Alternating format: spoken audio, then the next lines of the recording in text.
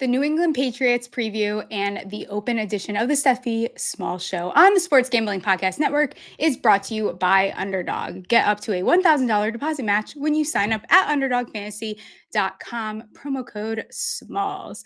And it's giveaway time. We're doing it big over here. Want to win some Stephie Smalls Show merch, a $50 NFL future bet of your choice from Circa, and a 30-minute Zoom with me to fix your fantasy team, roast your league mates, or if you just want to have a high noon with me or a blue moon, that's what I'm drinking today. Here's how you do it. Leave us a 5-star review on Spotify, screenshot it, DM it to me on Twitter, and boom, you are in. Bonus entry, leave a comment on this YouTube video and DM us that screenshot too. This is all going to end July 30th, so don't wait. Enter now. Let's go. Are you ready?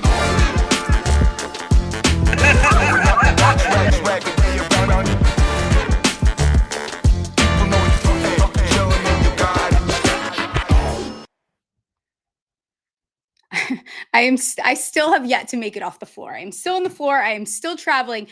Today, I'm actually on my childhood bedroom floor.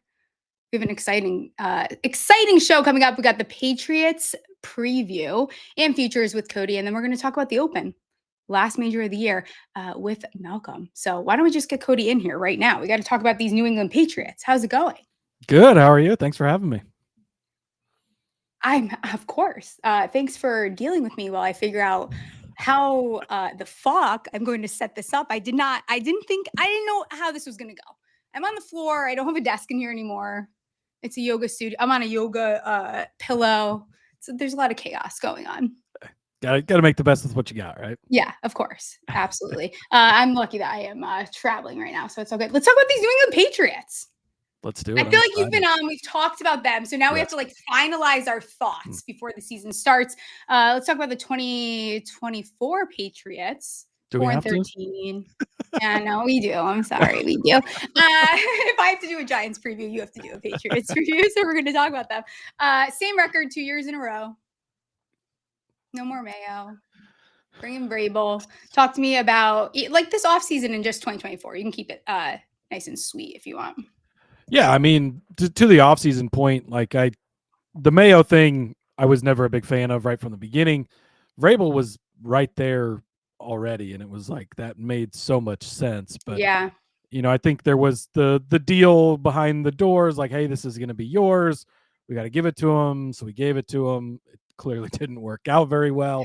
And luckily, Vrabel was still there waiting. And so, now they've brought him back. Obviously, going back to last season, some very few bright spots to look at, but Drake Maye, I think, was the bright spot that definitely you need a quarterback. And to me, he showed he is probably, he's capable of being a really good quarterback, I guess, is a good way to put it, and showed some bright spots with one of the worst offensive lines in the league.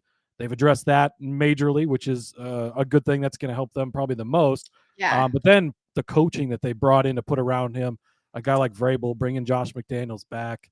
McDaniels, he's only good at being the Patriots offensive coordinator. No other jobs is he good at. So that's where he belongs, and it's a good spot for him to be. So, yeah, I'm very, very excited with what they've done this offseason, and in particular the coaching staff.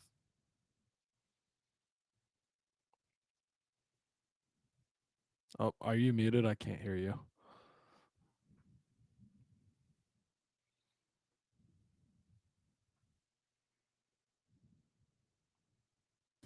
Steph, you're muted. Steph, you're muted. Am I muted? Okay. All right. God, I had a whole spiel here about I didn't know if it was my connection or what happened. No. Okay. God, I'm a hot mess. Is everyone so excited for me?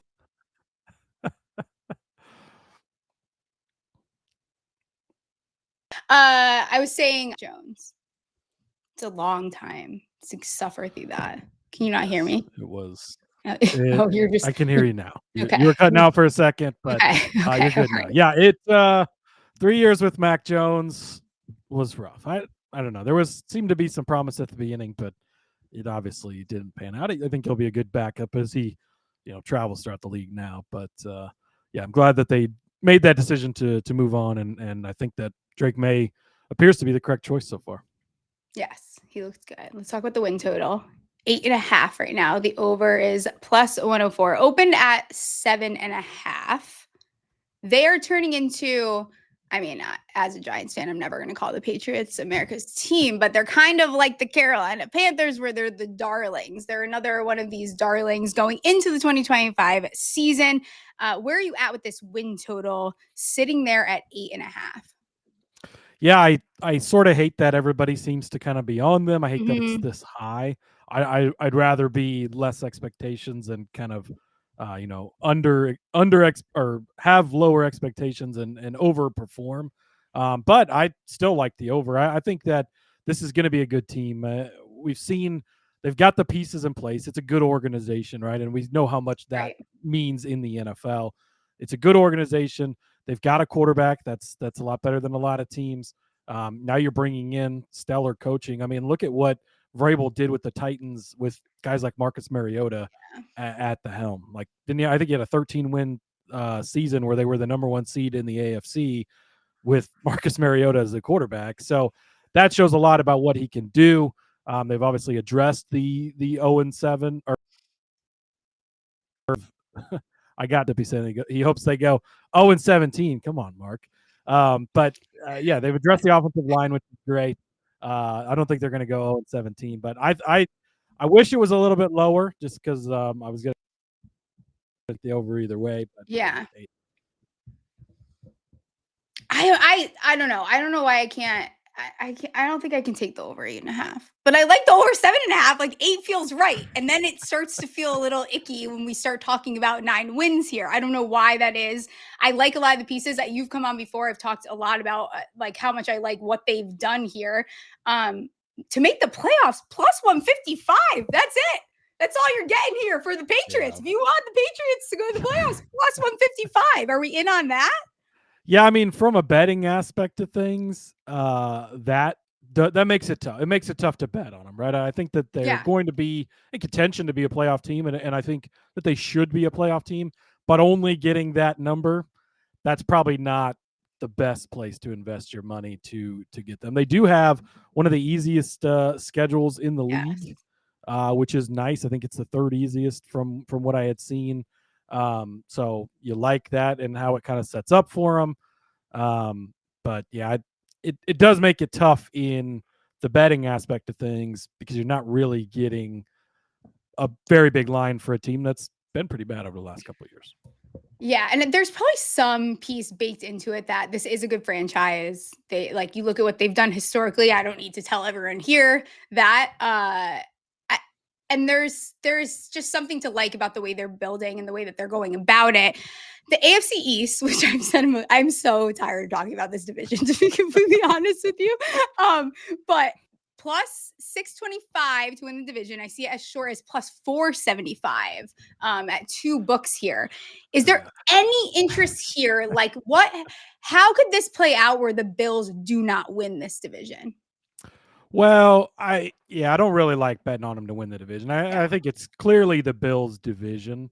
And we all know the Bills are great during the regular season. They'll choke in the playoffs and never win anything like they always do, which is wonderful. But it's theirs to lose in the regular season. I don't know that I'm ready to go that far. And even with New York and Miami, there's a lot of question marks with both those teams, but maybe not the Jets as much. But Miami, I don't think is that far away from being a pretty good regular season team as well. I mean, getting to the playoffs, can they hold up? That kind of thing is definitely a question. But for regular season, I mean, this should be the Bills to run away with. I don't have a ton of interest in betting the Pats to win the division. Yeah. Oh, this will piss people off. Who is the Cowboys of the AFC, and is it the Bills? Well, no, the Cowboys are a lot better than the Bills. They've actually won something. The Bills, I tell this to Adam all the time, the managing editor over at SGPN. They've never won anything. They have the loudest, cockiest fans, and they've literally never done anything. I mean, 4 Super Bowls in a row, losing all of them. Extremely impressive at being losers. I feel like sucking so bad for a while and then like getting a taste of what it's like to be like a good football team just turns people into lunatics, like it's like Yes. you taste that, which like Super Bowls, I know Super Bowls, like we know what it's like to be really good. So also when you suck, it's like we suck, but like you'll never see a Super Bowl in your lifetime. And I saw multiple. So Right. like there's a difference in it. But I feel like everyone in the AFC East says that about Bills fans. Any interest in them in the Super Bowl? 100-1? Can I get you there?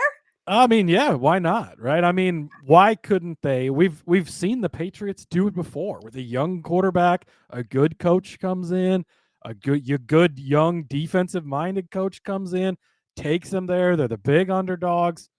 Why couldn't that be the story again? Obviously, it's a long shot for a reason, right? Yeah. But I think that it'd be quite the turnaround. It'd be quite the story, but it's not like we haven't seen that type of story before, and even from this type of team. Before we move on to some of these player lines, which I think some of them are really fun to look at for this team specifically, what stops them from getting over that 8.5? Like, what are the things that concern you the most about this team going into this season? Yeah, I mean, I think some of the biggest questions are going to be Drake Maye. Like, does he have it? Like, I Yeah. think he does, right? If he doesn't, that will shine through probably pretty quickly, and that can cause a lot of issues, right? I mean, them getting to 9 wins is based on, hey, Drake Maye's the dude, and he's going to show up and look good. If he's not the dude, that's going to lead to problems quickly, right? I think that's and maybe the most obvious thing, but needs to be stated because he is the quarterback, right? I think the wide receiver part of things and part of the offense is going to be a bit of a question mark because you've got a lot of wide receivers, but you don't have a ton of guys that really stand out crazy above everyone else. Diggs, we'll see where his head's at and what performance he puts up. In the rookie Williams, I think we'll see what we get out of him, right? And a guy like Pop Douglas, I think, is a solid guy. But what is all that? How does that offense, I guess, completely click? Yeah. Is the biggest question. Yeah, and it seems like Williams is becoming a little bit of a darling as well. And we'll talk about Diggs here in a second because I think, especially in fantasy, he's actually growing on me more and more as we approach the season.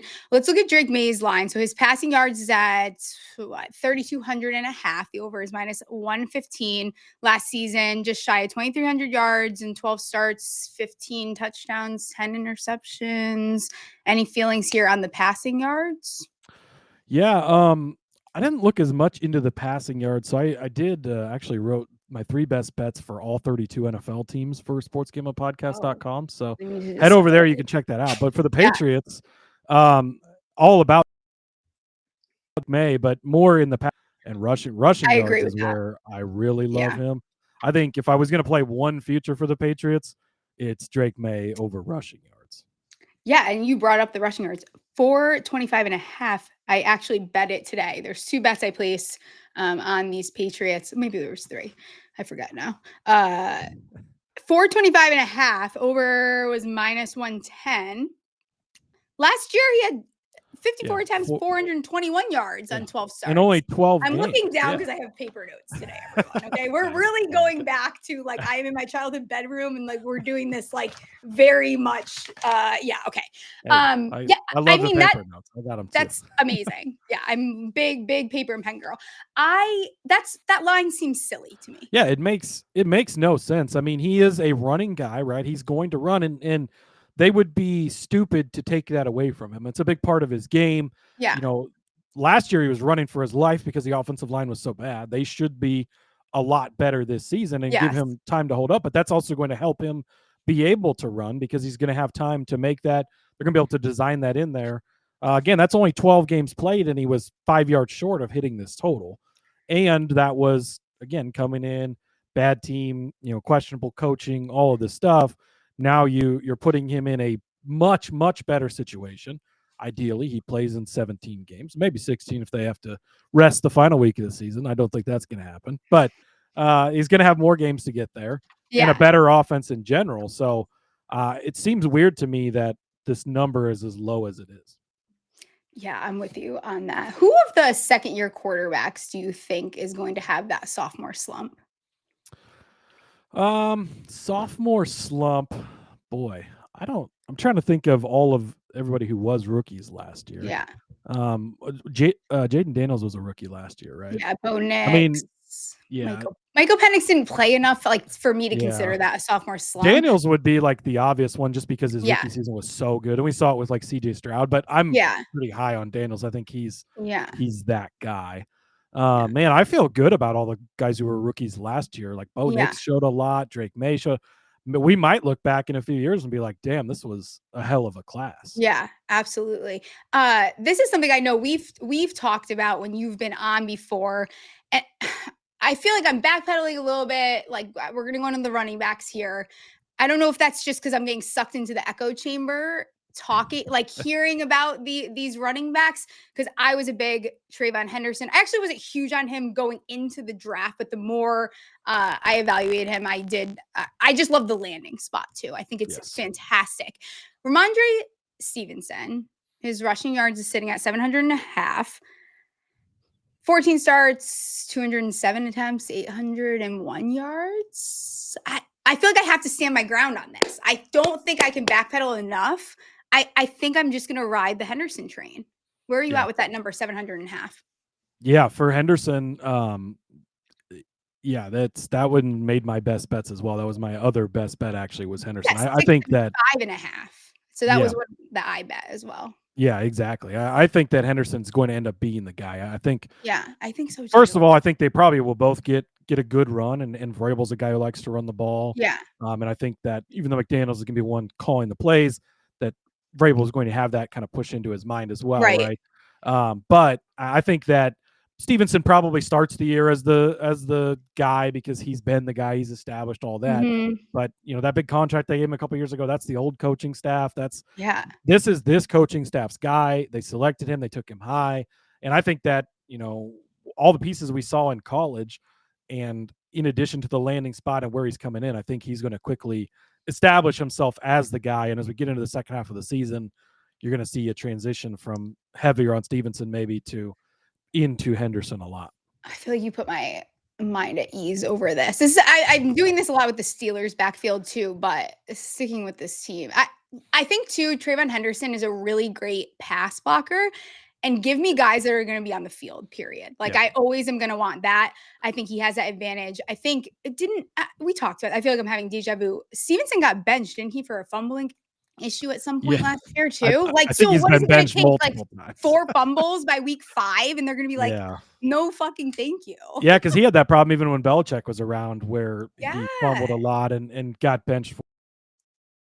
So that's, and again, to the coaching staff, these are Belichick guys, and you have a guy in there, Henderson, that can pass block really well.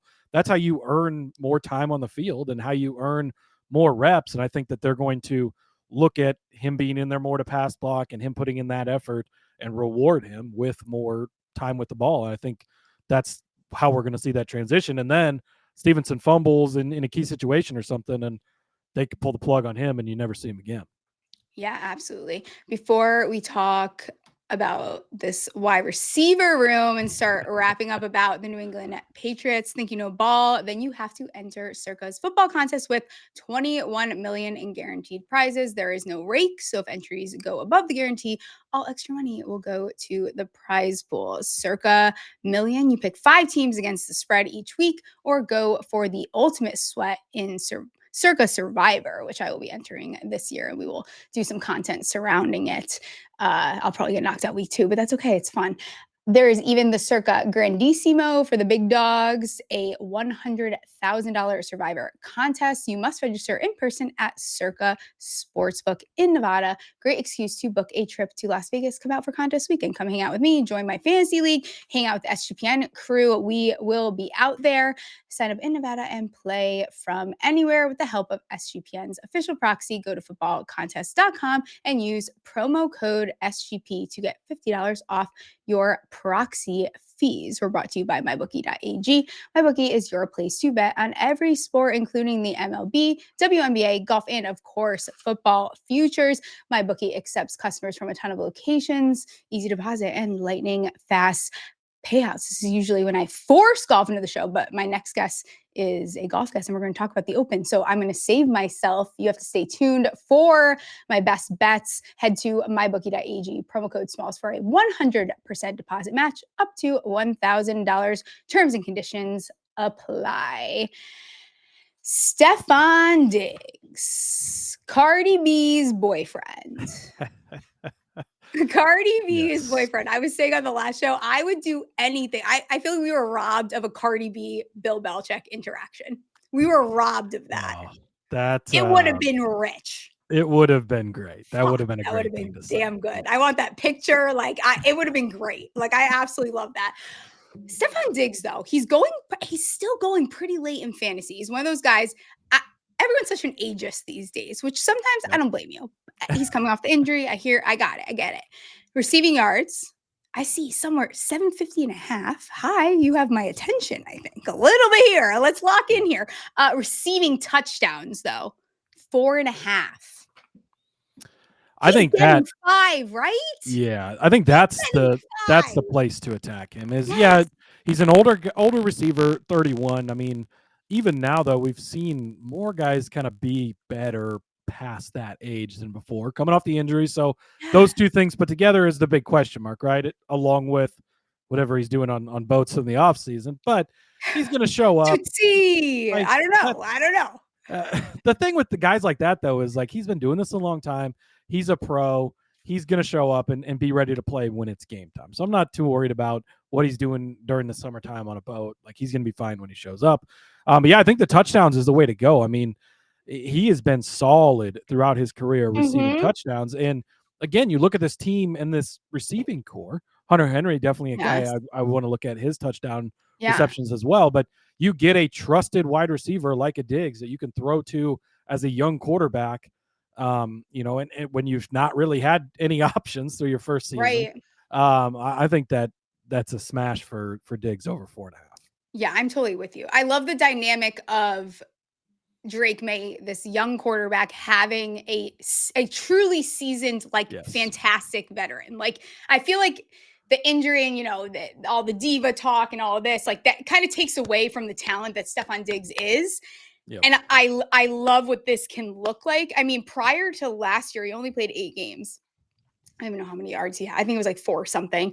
Yeah, he's at almost 500. But he still had 3 touchdowns, even in 8 games. Right, exactly. And he had 6 seasons straight over 1K. And I feel like a lot of times you hear a lot of noise about Stefon Diggs because he's whatever you want to say. But now he's got a lady. He's got Cardi B. He's together. He's enjoying himself on boats. He's going to he's the guy that thrives when he gets a new system too. Yeah. He might throw a fit like next year, but like this year, you're going to get all of Stefon Diggs. And I love that. So I like the over 4.5. Well, you got to impress Cardi B, right? I mean, got to impress it's Cardi B. Come on. She's a badass. You mentioned Hunter Henry. We talked about how does this play out? Like, if you were to, Matt Collins is there? What? Yeah, it was funny because this depth chart's fucking weird. The last time I was on with you was like right when I think it was either right before free agency started or it had already started. We hadn't signed any wide receivers, and we talked about it. And then like within the next day, they signed Matt Collins, and it was like this is not what I meant when I meant they needed to sign a wide receiver. Okay, so wide receiver, like, how do you think like targets play out on this team if you were to just guess? Yeah, I think Diggs is probably the guy, right? I think he's going to be the main guy. I think he's going to be the target. I think Henry might be the next guy on the team because I think he's, young quarterbacks, these big guys over the middle. It's an easy, soft, guy to get it to right there. Easy play to make. Let's not overcomplicate it. And Henry's a great wide receiver. He has been for quite some time, right? As a receiving tight end. So I think that he honestly will probably be the next guy in that line. And then, I mean, I think Pop Douglas will probably be used in the slot quite a bit. And Williams is the big question, right? Where does he fit into that? I think is the biggest unknown. And I'm not sure yet on that. And I don't know if I got a little burnt on the rookie wide receivers last year because it was like, hey, they drafted 2 guys, fairly early in the draft, like, okay. And they both just stank up the entire show. And so it was like, I don't know. I think that's made me a little gun shy on Williams because I got so disappointed by those two last year. Right. And fuck what we know. Like, it could end up being Mac Hollins. And then we're like, this sucks, right? He's going to be a guy that I'm going to love. He's going to have those like 2 touchdown games. He's going to be like, bet him 2 touchdowns when they play the Bills or something. Yeah. He's just going to go off in his bare feet and whatever. I love have you seen his like life hack videos? He's very funny. I'll have to check those out. You have to check them out. He like does life hacks, like how to clean a microwave. Like, I'm not even being true about it. It's very, right. You can do like all these life hacks here. I could use some good life hacks. So yeah, absolutely. Well, he's got you. I recommend wearing shoes though. He's not really a big yeah, that's an guy. interesting. I mean, hey, to each their own, but I'm a shoes outside guy. Yeah, absolutely. All right, we'll fire off. Actually, I'm going to pull up a couple of these listener questions that I asked earlier. Everyone's so split in the Patriots. They're either very, very high on them or they're very, very low on them. Yep, I've noticed that. But also sometimes I'm like, are you also doing this because you're still hating on the Brady era? Well, yeah, they're gonna be a hated team because they were great for so long, which is fine. We'll take the hate. We got 6 Super Bowl rings. Sean Green, our fearless leader, asked, "What will the left part of their O-line look like?" Yeah, well, I think Campbell, the rookie, that's what they picked him for, to be the left tackle. So I think he's the guy that holds it down over there. They drafted a guard. They also signed a veteran guard from the Vikings. I think it'll be between those two guys. They both can play center. They both can play guard. So I think one of them goes to center and the one goes to left guard. And I'm not too concerned. Campbell, the small arms thing, right? T-Rex arms or whatever. But I think they took him that high because they feel like he can get the job done. And I think he's been doing it in the SEC. And that's where a lot of those pass rushers in the NFL are coming from, right? So I'm not too worried about him. Let's see. What's another good one here? Some of these are stupid. You guys are funny. Who's going to be in the slot? Diggs or Pop Douglas? Also, I feel like we got totally, like, the Baker and Polk thing. Like, I feel like we got psyched out by both of those guys. Yes, like, that was a lot of bullshit there. But who do you see in the slot? Yeah, I think Pop Douglas is going to be that guy. I think he's worked well there over the past couple years. He's a guy and stuff that I think is just being very underrated. And because he's been sort of inconsistent over the last couple of years, but look at his quarterback play. May was a rookie last year with a bad offensive line. Mac Jones prior to that, some Jacoby Brissett mixed in there, like not great. If this is a more established team now that's going to win that ballpark, and having, he was kind of the number one guy as a slot guy, that's kind of a weird dynamic too. But having Diggs now out, I think Diggs will play more on the outside and you have Poppy, the main guy in the slot. I think that's going to help him shine a little bit underneath. Pop Douglas also I'm such a sucker for like a good nickname. Like Pop. It's a good one. Pop. It is a great, yeah. Some nicknames are like, did we try to force that a little too much? Yeah, you're forcing. Pop it's is great. So natural. It is great. I feel like they need to name 2 of the guys Snap and Crackle, so it can be like Snap, Crackle, Pop. Showing my age now. Okay, this will lead into my rapid fires to round out the show. How does an NFL team have 9 wide receivers but also 0 wide receivers? Who is worth drafting in fantasy for this team? Yeah, well, I think Diggs. You kind of mentioned it as a guy that slipped a little bit. Yeah. I think Pop, where he's going in drafts with the potential upside that he has, is a great guy to snag. And then Henry, I think, will be a solid tight end. We've seen that from him in fantasy for years. He's, tight end's a tough spot, especially when you get past the top group of guys. Yeah. But Henry's a guy that I think is going to get targets every week. He's going to get you some touchdowns here and there, and could be he's not going to be, Sam Laporta or guys we've seen the last couple of years, but going to be a solid guy you can start just about every week and not have to worry too much. Especially if you get an injury in the tight end spot. He's a good, like, plug and play kind of, like, you're going to get a nice little floor from him. All right. What's your final? He's one of those guys where you don't have to worry about him. You just plug him in every week and you might not get like the big spike in the but you don't have to worry about the goose eggs. Yes, 100%. Final record prediction for the 2025 New England Patriots. 17-0. Oh, sorry, we took that from you. Boom. No, I think I think they're gonna be right at the win total. So give me it's at 8.5, right? So give me 9 wins, and I think that's what we're gonna see. Okay, I got him at 8. How is the division? How did I just say that? I don't even know what I was divine division. How is the division finishing out here? Yeah, I think it'll be Bills, Patriots, Dolphins, Jets. Okay, you're a breakout candidate for this year. Breakout candidate this year, Drake Maye. I mean, he can break out still, right?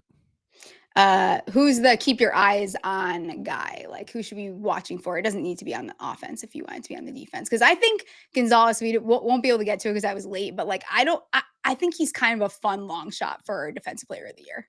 Yeah, I like that. Their defense, I think, is going to be. I think that's going to. We haven't talked much about that because, well, let's face it, right? Offense is the more exciting part of the field, right. But the defense is going to be solid. But I think Henderson's the guy to keep an eye on because I think that he takes over that job and establishes himself as a solid back in this league. And give me your Super Bowl prediction. Super Bowl prediction. Boy, it's tough to see the Eagles not getting back there. So I'm going to go Eagles versus Ravens, and Lamar Jackson gets his first Super Bowl win. I'm with you on Lamar Jackson. Absolutely love it. Last one here is Eli Manning Tom Brady's dad? Unfortunately, I think he is, and I do agree that he should be in the Hall of Fame. So, even as a Patriots fan, I will put that out there. So, thanks. That's all I got. A lot of Giants things in my childhood bedroom here. It was very nostalgic because they're all from like the good times, not the bad times. So it's kind of nice to be here. I feel that's what you got to focus on, right? I don't feel horrible. I feel great. Let everyone know where they can find you and what you are working on. Yeah, you follow me over on the X at Husker_Zeeb. Find all my stuff there. If you're into racing, host of the NASCAR Gambling Podcast over there. We're on 3 times a week on the Sports Gambling Podcast Network. And then I do a ton of writing for sportsgamblingpodcast.com. Like I said, individual articles for all 32 NFL teams with my 3 best bets. And there will be tons of NFL stuff, racing stuff, whatever else they'll let me write about. It's always over there on the site. I feel like you have to give out one of your favorite NFL bets. Ryan's gonna be like, you were already late and now you're asking for more. Give out one of your favorites from your article. Travis Kelce. I'm gonna take. I don't remember what the number is, but his receiving yards, it's ridiculously low. The guy is. I put this in the article, but I have a neighbor who's a Vietnam vet, and I was helping him with something one day. He looked at me. He's like, "I can do this." And he goes, "I'm old, but I'm not dead." And that's how I feel about Travis Kelce. He's so old, but he's not dead. Like, they're just being very disrespectful on his number, and it's way lower than he's gone over that number for like 14 seasons. It's ridiculously low. He's still going to have a solid season. He's still a good guy. I get all the hype and the hoopla and his fancy little swoop cut he's got now or whatever the hell, but it's still Travis Kelce, one of the greatest tight ends ever. So give me his over receiving yards. That's making me crave a Cardi B, Taylor Swift collab there. All right, you were fantastic. I'll let you get out of here. Good luck to your Patriots. I'm sure we'll get you on very soon. Yes, thanks for having me. Take care. Of course, Underdog Best Ball Mania is happening all summer long, giving away $15 million in prizes, including $2 million to first place. No waiver wire, no arguments about trades. Best ball is the best way to play fantasy football. Underdog also is a great place for pick'em. I'm not forcing golf into this because we're about to talk about the Open. So I am going to give you my first NFL futures pick'em entry. We got, and yes, 2 of these guys are Giants, but it's all right. Abdul Carter, higher, 6.5 sacks. Adam Thielen, over half a 100+ receiving yard game. Scattaboo, higher, 3.5 rushing TDs. Darnell Mooney, higher, 724.5 receiving yards. And Saquon Barkley, lower than, 1499.5 rushing yards.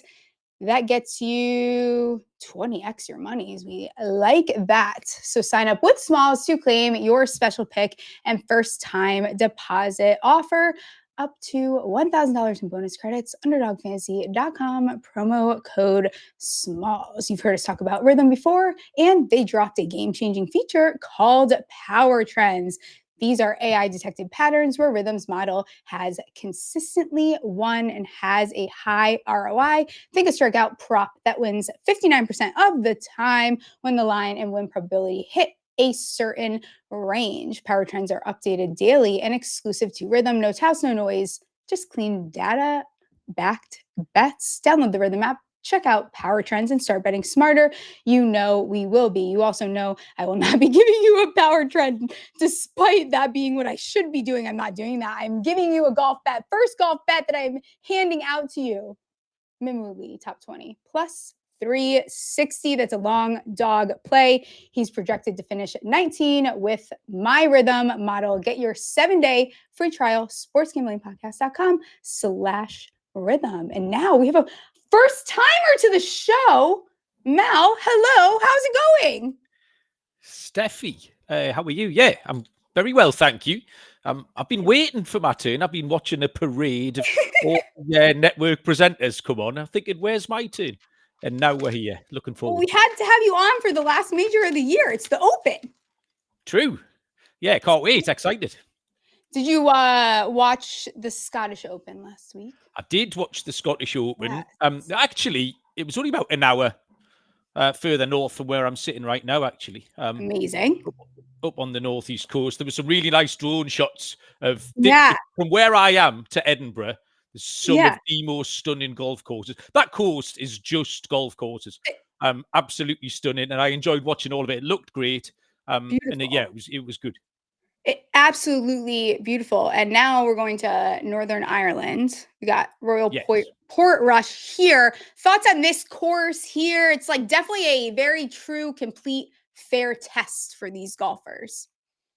Fair is the word I was going to use, Stephie. You're absolutely right. There's nothing in this that makes you want to put a line through any one type of person here. It's not too long. It's not too short. The whole point of links golf is the wind. That's why it exists. This course could play differently all 4 days, depending on what the wind's doing.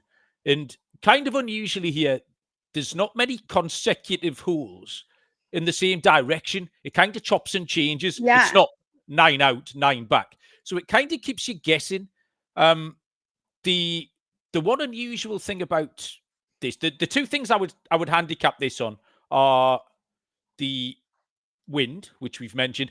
I think it'll be all right. It might get up on Sunday, which is kind of when you want it to get up.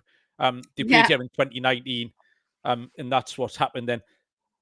But unusually for a links course, they have quite a lot of elevated greens, sort of little tabletops and plateaus. So it's hard to run it in to those greens. So if you get out of position in the rough isn't mad, but it will stop you from bumping it up.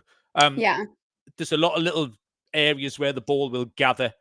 So sort of long iron play, trajectory, controlling the trajectory of your irons into those greens is going to be crucial. But other than that, a perfectly fair test, and it's going to be set up lovely, I think. Yeah, absolutely. And I think this is one of those courses where it's like, don't get too excited if the guy that you bet on is leading going into round 4, because anything can really happen here. I think one of the things, I don't want guys that can melt down. Like we need players here that like can set up a strategy to get scoring opportunities, not panic, put themselves in good positions, be smart. So if you're not in the best spot, like go and take the par and run with it. Like we don't need to go cute. We don't need to go crazy here. Avoid the bunkers would be nice. There's 57 of them on this course. Like looking at this and evaluating, handicapping it, what's like the 3 most important data pieces that you looked at? Actually, trends in terms of an appearance at the Scottish Open is not crucial. I'd use the word beneficial. I think the last 3 Open winners finished 10th, 12th, and 15th at the Scottish Open. 9 of the last 13 Open winners played in the Scottish Open. So an appearance there, that's why they do it. An appearance there is incredibly beneficial. So what helped me was to tidy up my betting card here was to get rid of the live golfers who played in Spain this weekend. They played at Valderrama in Spain, which in no way looks like the challenge they're going to face next week at all. So I just thought it was a big negative. John Rahm, Cam Smith, Bryson, Neiman, Hatton, Koepka, Reed. I put a line through them all, which meant I was dealing with a lot more players here. And the course designer, actually, which is a bit really nerdy, let's be honest. Harry Coult designs. There's players who've got a really good record on them. Shane Lowry's one of them. I have actually not picked Lowry when we get onto my picks in a little minute. Yeah. I haven't picked Lowry because you can't pick everybody. But there are a couple of blokes in here with really good records on these Harry Coult design courses. Wentworth is one in this country that's very similar. In Northern Irish form, you've got a lot of good Northern Irish form on here. But I think the big one for me was that Scottish Open appearance. You don't even have to have done well in it. The fact you've played in it is remarkably beneficial when you come to tee it up on Thursday morning. Yeah. Gosh, producer Ryan, can he come on every week? Because this accent is like fantastic. I feel like inferior to you because your accent is beautiful. I'm obsessed with it here. Was there one guy that stood out when you went to like start placing your bets? Which shockingly, I think my card is almost done, and that it's a little bold without knowing the weather here. So I think I'll add some towards the end of the week. Who was one guy that you were like, I have to bet him? Like, is there one guy that stood out to you? My accent was elevated to the most aggressive on the show when the Boston Capper left. Boston Capper held the crown for many years. He left, I assume, the number one spot. So I am the accent guy. Right, we have to talk about Rory, don't we? I think just it's a homer play. He's 11-2. Like, I'm not going to win any prizes for picking him, but there's so many things pointing towards him. Scottish Open, he was great. I know I watched who were you talking? You were talking to a big, good-looking bloke about Rory quite recently. Can't remember his name. Who was it? Matt Buchanan, him. probably, I would assume. And Rory climbed that mountain. He got that Grand Slam. Yes, and he had to come down. I mean, he's achieved the achievement was incredible. He had to come down the mountain. I think people were a little bit harsh on him and quite quick to jump on him. It was his attitude. He was a bit snippy for a couple of weeks, wasn't he? He looks quite happy. I mean, he held the course record here at this. He shot a 61 here when he was about 13, something ridiculous. On the old layout, they've moved a few tee boxes and things, but he held the course record here. He actually missed the cut here in 2019, but he shot a 79 on day one. He shot a 65 on day two, but he'd already hung himself the previous day. I just can't ignore him at 11-2. Like I say, he's not a very fancy play. I kind of took one player from each tier in terms of it. Yeah, let's hear the odds. Yeah. I did put an American in because I didn't want to let you people down. Oh, there you go. Thank you. Yeah, you know. Thank you. Inclusive, Stephie. Although sometimes I don't claim America, so. Oh, okay. Yeah, you got to be careful. Go ahead. You'll get me cancelled. Xander, the champ, 20-1. Really good all-round profile. A steady performance at Renaissance over the weekend.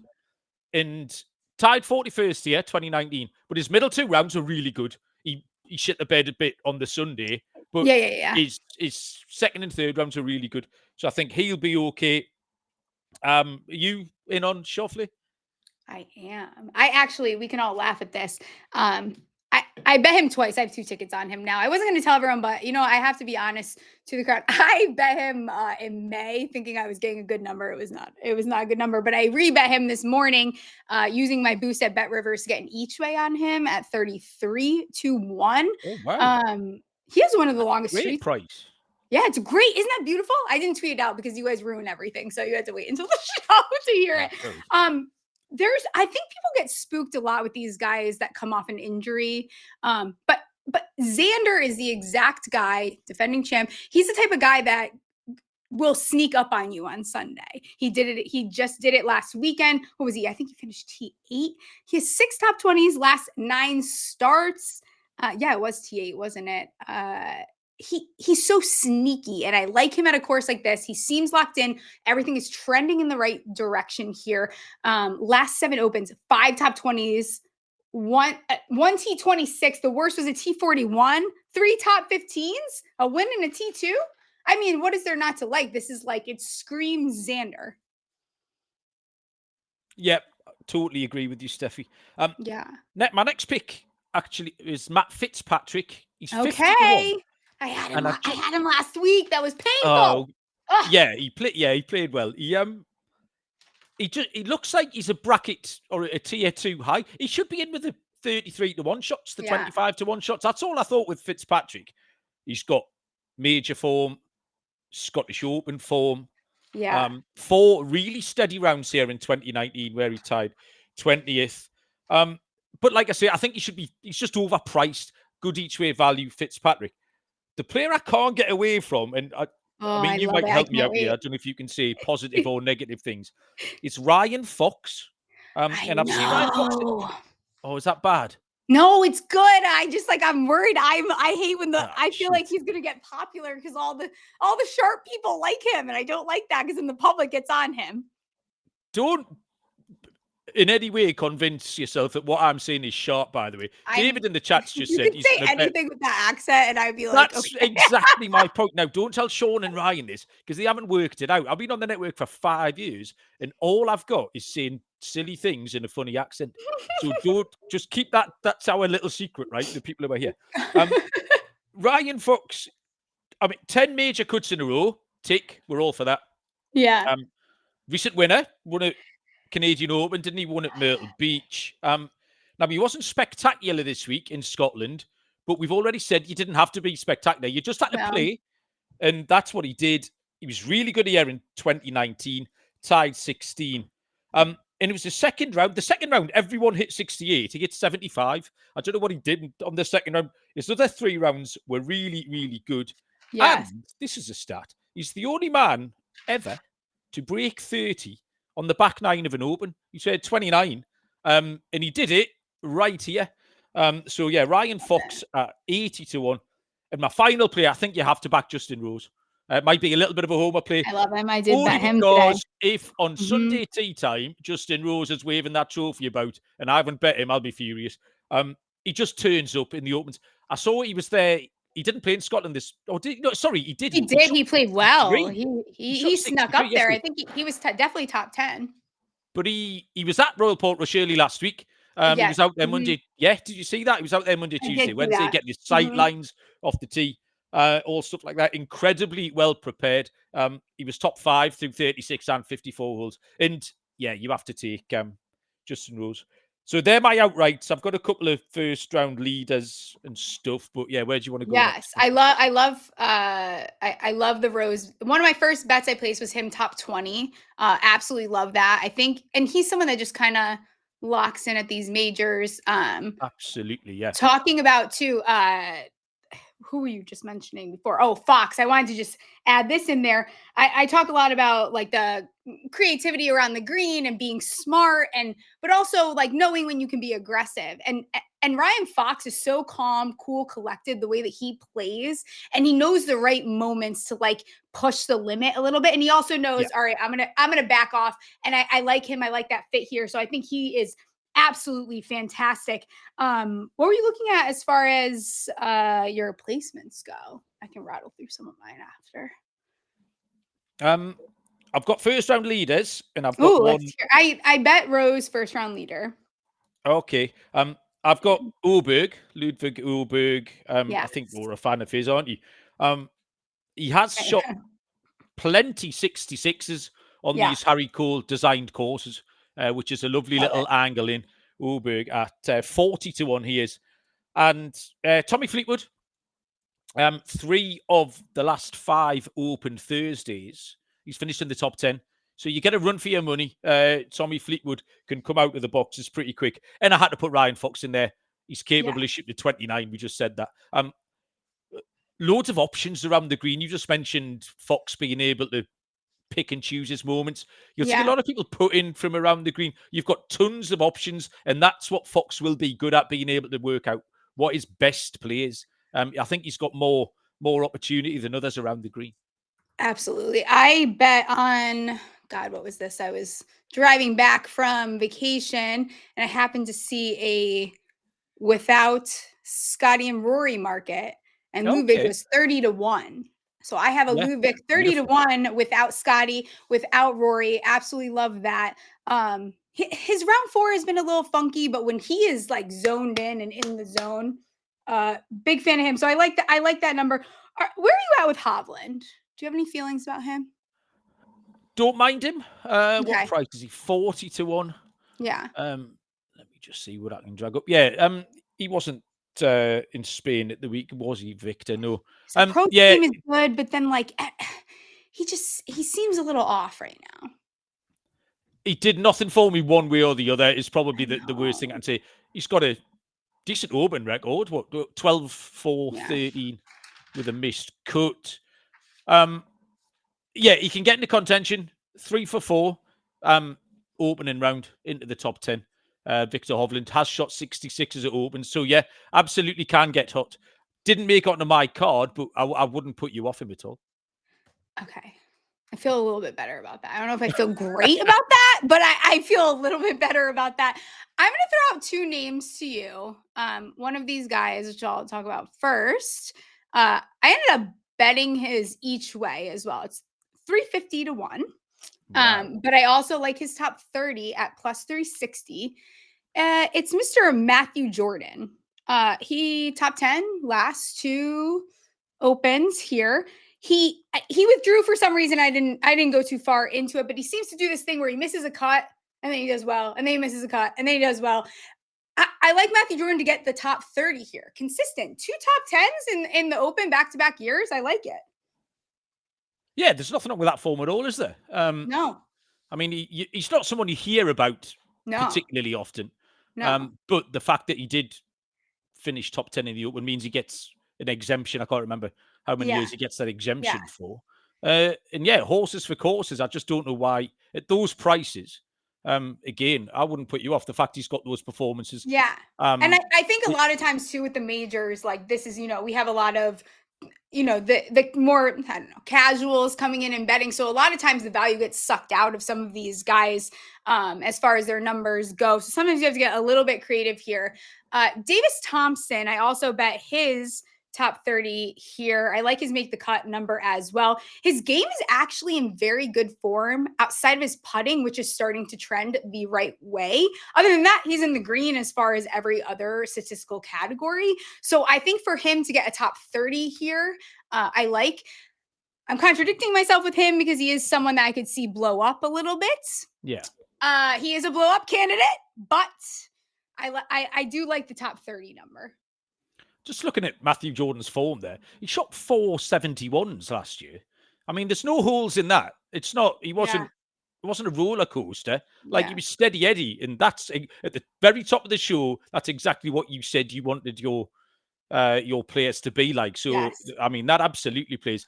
In all honesty, David Thompson, I wouldn't know an awful lot about. I wouldn't know about his capabilities. I call him Crybaby Thompson. That's what would just put me off a little bit because it is a slightly unusual test. Yeah. Yeah. What would you say about Mr. Scotty Scheffler here or anyone else towards the top of the board? Who shouldn't be shocking if they end up winning? Is it Scotty? Yeah. I mean, it's kind of counterintuitive because I've just said I would be happy backing McIlroy at 6 to 1, but I would be slightly put off backing Scheffler at 5 to 1. And that doesn't make any sense particularly. But I just watched Scheffler finish 13th or 14th over the weekend. And it's another sneaky round 4 guy. You got to watch out for him. Yeah, it just doesn't make me want to bet him. Like I said, the Rory angle is almost just the homecoming off the slam, the fact it's his home track, etc. Yeah. Scheffler doesn't have that. So I can't be backing him. A lot of people had their fingers burned. What price was he last time out in the major? Around about plus 300. I mean, he's like plus 500 right now. I thought I've been using the boost from like the tournament that's ongoing for a future tournament, and I do have a plus 540 ticket on him. I know you guys can yell at me. My card is ridiculous. I don't care what you think. To be honest, I don't care. It's a plus 540 on Scotty Scheffler, and he's very much win. On Sunday when they've cashed. You think, I've just won a 6 to 1 shot. We spend all week on this show. I do the MLB, I do the Premier League. I spend all day back in minus 111. You'd love a 6 to 1 shot, but for some reason it's frowned upon if you take a 6 to 1 shot in the golf. But it'll be on Sunday night when that money's sitting there, you'd be perfectly happy. The 2 favourites that again I've gone against the live golfers, Jon Rahm, And Bryson was the one I mentioned. I've got a fade, and Bryson is my man for that fade. To miss the cut, please, plus 375. Ooh. And this is a little bit of a skinny price, but 26th or worse is minus 120. I just don't fancy Bryson around here. Like I say, I know it's not a 50 to 1 shot. It is minus 120. But at a shorter price, Bryson is my biggest fade of the week. I like that quite a bit. I might have to tell you on that one there. Neiman's not getting talked about much. I know I'm rambling here, but this is the first time I'm getting a chance to talk about this out loud here. Any thoughts on Neiman? Because he's not getting talked about at all. And where is that coming from, you think? Is it the course fit? I'll put a line through him because of he played at Valderrama over the weekend. Yeah, okay. He's got a terrible record. In what, 2 missed cuts and 3 finishes 50 or worse. So there's just not enough form, like pure form. You can't bet him. Yeah, it was that straightforward. Sometimes, especially in golf, you're trying to put lines through people. So Neiman was really easy to put a line through. You have to try and make a case for him rather than the case being there and you sort of unraveling it. With Neiman, it was just a hard pass, really. Yeah, absolutely. I bet on Mr. Matt McCarty to make the cut. That's still a nice number there. I like what he's doing right now. He's not playing impressive golf, but I think he's playing make the cut golf. And maybe that's not an answer everyone wants to hear, but like a minus 110 on this guy to make the cut is very lovely. Yeah, no issues with that at all, Stephie. Love it. Yeah. Absolutely. Last one is, and if you want to get in on Scotty and you're a little nervous or skittish to take, those short numbers there, I do like taking the angle of him either to be the round 2 leader or the round 3 leader. The round 3 leader is plus 850 on my bookie, and I think that is a nice number there. Yeah, I'm looking at there's tons of markets, isn't there? I know. Top 2 finished do anything for you at 3 to 1? Who was that? Yeah. First round top 10. Oh, who is that? Scotty. Oh, yeah, absolutely. A little bit. I think Scotty is, you can't count Scotty out in any market. Like even when he's doing like his approach game and, this past week, if he wasn't almost damn near last in the field in putting, he would have ran away with it. Like he was like 119th at some point, going into, I think, the back 9 there. And then he was first in almost everywhere else. I know he wasn't approached. So I think Scotty, when he can get his putting, we haven't seen him putt like that. And he putted so bad. But like if he gets his putting Scotty average, what do you do? Sorry, I've found one. Finishing position 8th or better, minus 120. Scotty top 8. That's amazing. Yeah, that's a great number. He's going to be there, isn't he? His name is going to be on that board all day Sunday. Yeah, absolutely. I know we talked about Xander. He's someone that I also bet top 10. I think Xander is and I did this last year too. This is just, he's an automatic top 10 guy for me. You brought up Lowry a little bit. He's going to be popular. Do you have any interest in him? Yes. I bet him top 30. He won here obviously in 2019. His around the green is what everyone's going to knock him on. He's probably going to be popular. But like the last 2 weeks were 2 of his worst around the green performances of his career. So it's uncharacteristic. I like Shane Lowry this week. I don't know if I can get there with him at a win and at that number. If you can get a nice each way on him, I think I like that. But even the top 30 number is lovely. Tell you what, in a strange gambling omen, Stephie, Shane Lowry has just come on my TV as we speak. Did he? Oh, no. Yes. So make of that what you will. He's another one who's great at these Harry Cole designs.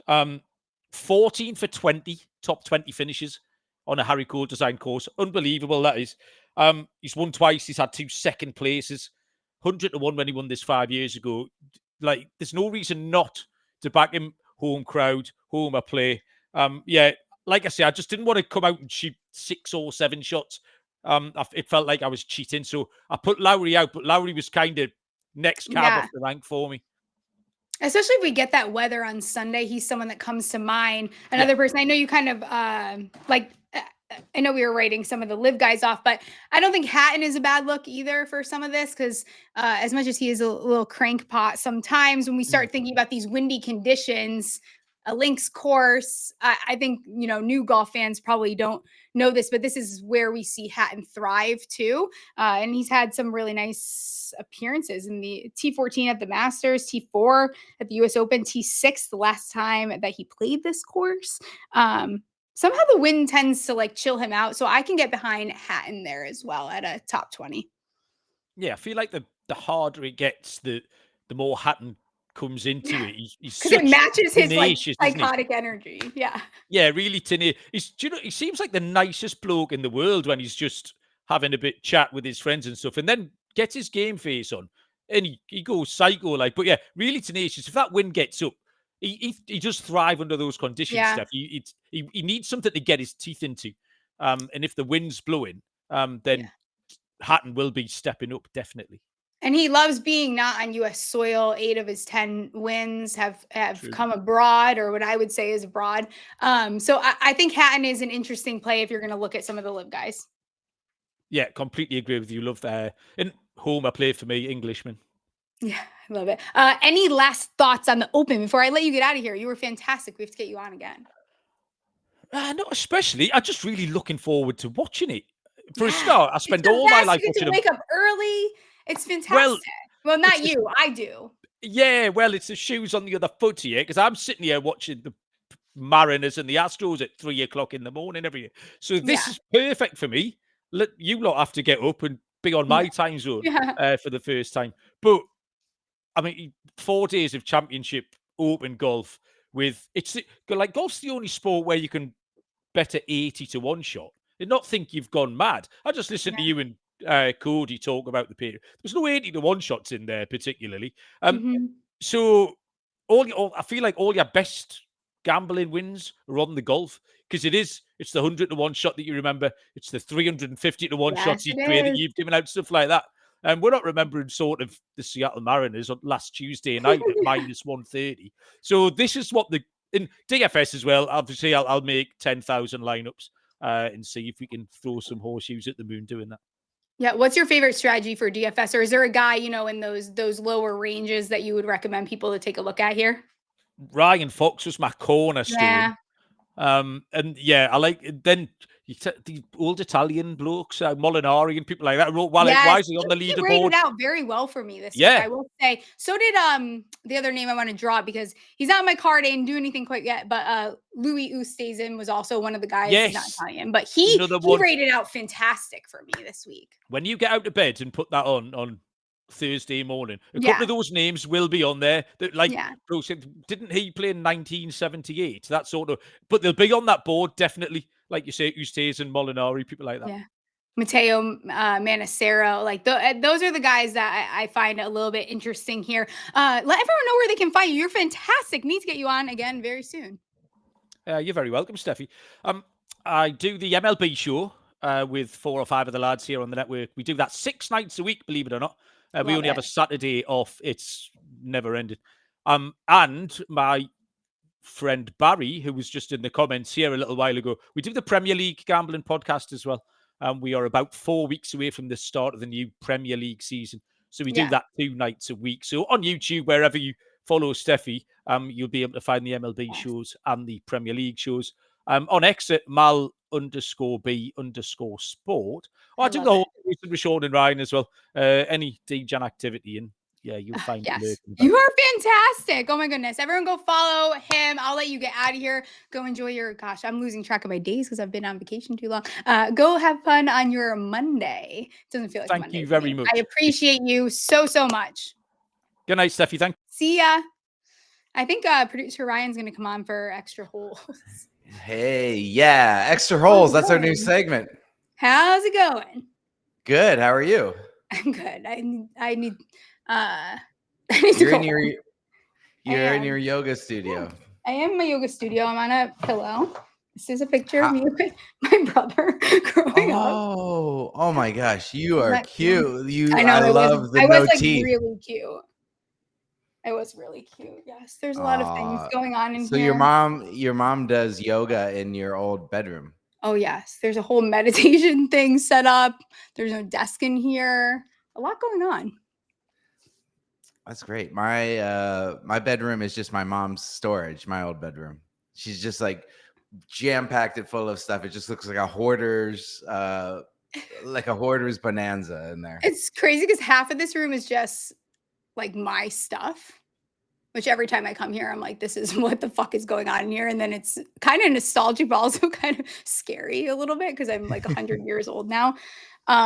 And then there's a whole meditation center over here. I don't know how much. I'm sitting on a yoga pillow, a meditating pillow. It's actually quite comfortable. What I makes might for just do shows from the floor moving forward.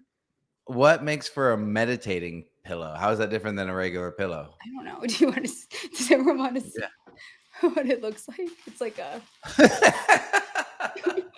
You guys think I'm kidding? I don't make things up. I would never, let me get back up here. Yeah, I don't know. It's pretty comfortable. There's sorority things in here. There's a lot going on. A lot of stages of my life in here. All right. Well, That's nice that your mom surrounds herself with your old stuff while she's meditating. Probably doesn't come in here. She came in earlier when I was setting up, and she's like, "I really have to get rid of stuff." And I'm like, "You've been saying that every single time I come home since I moved back from college. You're not getting rid of anything. You love it. You love it." Okay, we have some undebatable lists today. Oh, okay. Let's go. Let's do that, and then we'll get out of here before I say your asshole. We'll get quick. Did you bring a list? I can bring a list. Let's do the things I'm boycotting. Oh yeah, boycotting stuff. I think I sent it to you before. Let's see. What are we boycotting? We're gonna find out. It's gonna so while you look for that one, I'm gonna tell you the worst fantasy football names that ChatGPT came up with. Oh, I love this. Men love ChatGPT. Can I just say that? Do you? ChatGPT's my best friend now. Into like a chat? Do you ask her questions or do you type them out? And is she a she? Is she a him? I do both. Them? They them. I have a he. I call him Bloom. Okay. He's named after one of my favorite characters in Rushmore. He's played stupid. Okay, I won't get into that. All right. So I asked for good fantasy team names. He only came up with bad. Malik and Destroy. What? Instead of Seek and Destroy, Malik and Destroy. Okay. It's fine. Laporta Potty. That's kind of funny. I like that one. Shit. Okay, this one's for Drake London. Drake Carr Noir. Yeah, that's a bad one. It's a bad one. This one's for Jaden Daniels. Daniel's Inferno instead of Dante's Inferno. I know these are horrible. I feel like this is ChatGPT a dad? These are like dad. These are like dad qualities. Genty business instead of risky business. Yeah, dad. These are what is this? What year was ChatGPT born? What have they been holding out on us? What is he programmed to? I think he's programmed by a dad for sure. For Travis Hunter, Hunter Gatherers. Shadur, you didn't. Girl. Shadur, you didn't. And Cam Wardrobe malfunction. Cam Wardrobe malfunction. There you go. That was it. Bitchy. Okay. All right. Do you have your things that you're boycotting? I do. Things I'm boycotting. I haven't read this list. I don't even know what's on this list. Let's read through it. Things I'm boycotting, and then we'll get out of here. Rory, ironically. I was very kind to our guest, but holy fucking shit. Rory, even this week, why he gets this little attitude when he starts doing well that drives me. Something about him is just so off-putting to me. I'm happy that people love him. I'm out for that. I must have been mad when I put this one. This one's crossed out. Getting my nails done, and it was up for consideration. I don't know why. Excessive recycling. Wait, you still get your nails done, don't you? I know. I don't know. I must have been. I don't know. It was probably after we lost our jobs.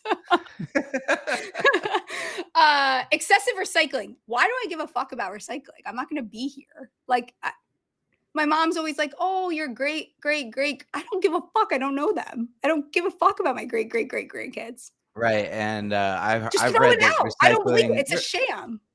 recycling is a sham anyway. Yeah, I agree. It's a sham. Okay. Voicemails. Don't fucking leave me a voicemail. Yeah. No, just text you.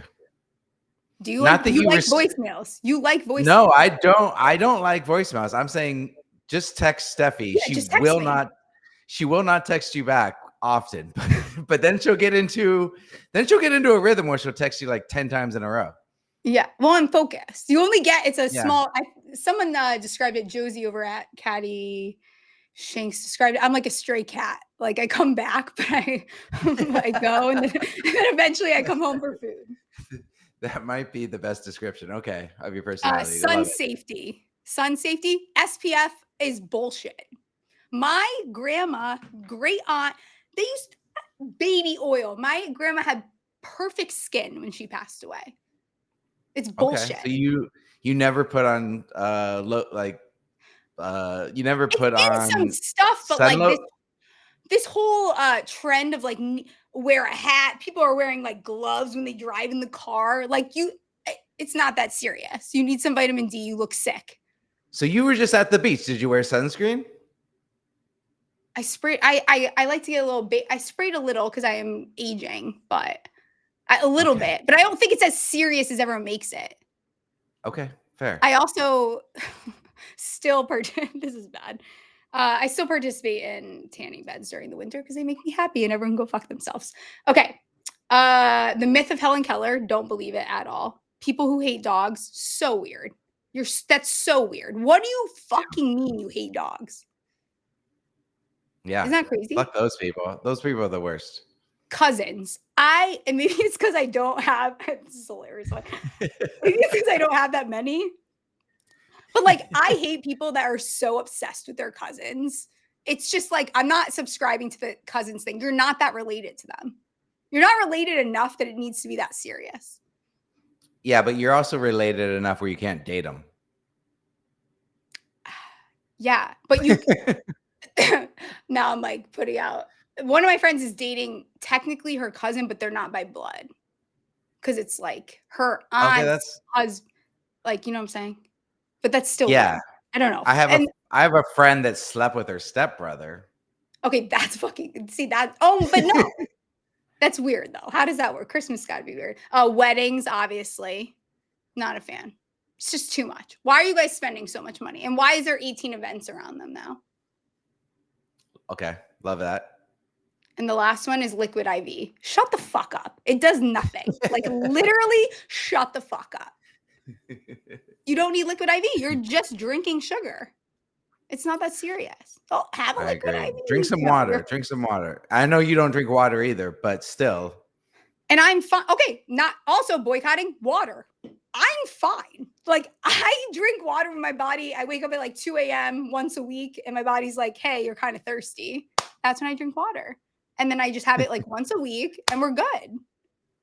There you go. I'm not dead. You guys are full of shit. You don't need water. I love this is the hot take that's going to go viral. Stephie's saying you don't need water. Well, I always tell my brother and my dad, and this will be the last thing, that like if there was a zombie apocalypse, I'm going to outlive all of you motherfuckers because you need water. I don't need water. You will die. I will not die.